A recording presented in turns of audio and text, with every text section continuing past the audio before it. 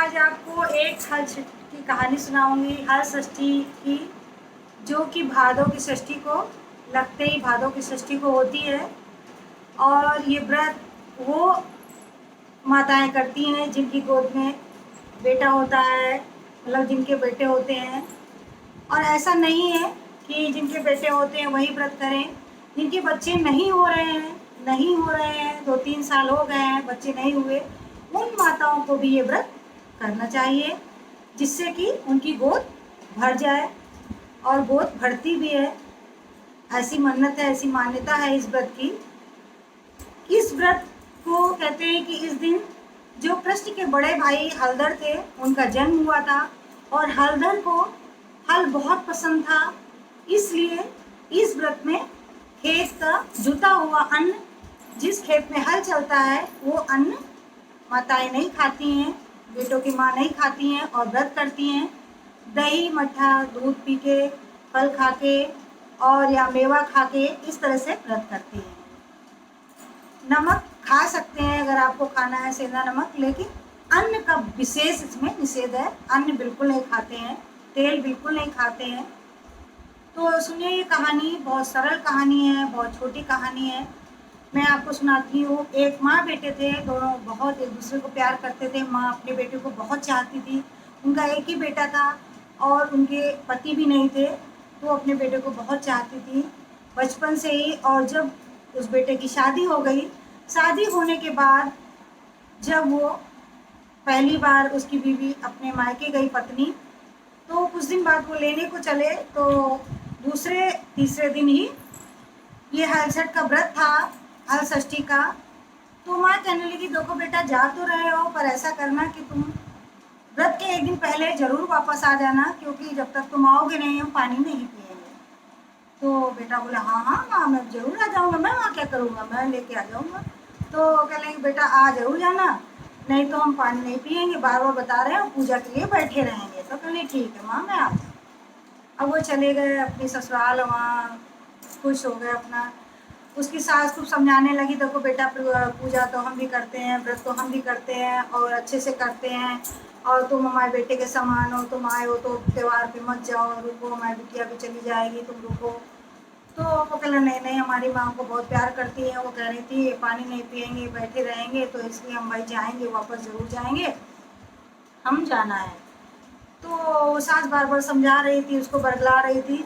तो उनकी माँ जो थी, बेटे की माँ थी, उनको ऐसा कुछ महसूस हो रहा था अपने बेटे के प्यार में, वो परेशान हो रही थी। पहली बार वो घर से बाहर गया था, तो उन्होंने क्या किया कि एक चिड़िया का वेश धारण किया और जाके ससुराल पहुंच गई। वहाँ छप्पर पे बैठी, छप्पर में बैठी थी। सास बेटा बहू सब बात कर रहे थे, तो बेटा को सास बार बार समझा रही थी, देखो बेटा, हम भी तुमको बहुत प्यार करते हैं और ऐसा करो कि तुम मत जाओ।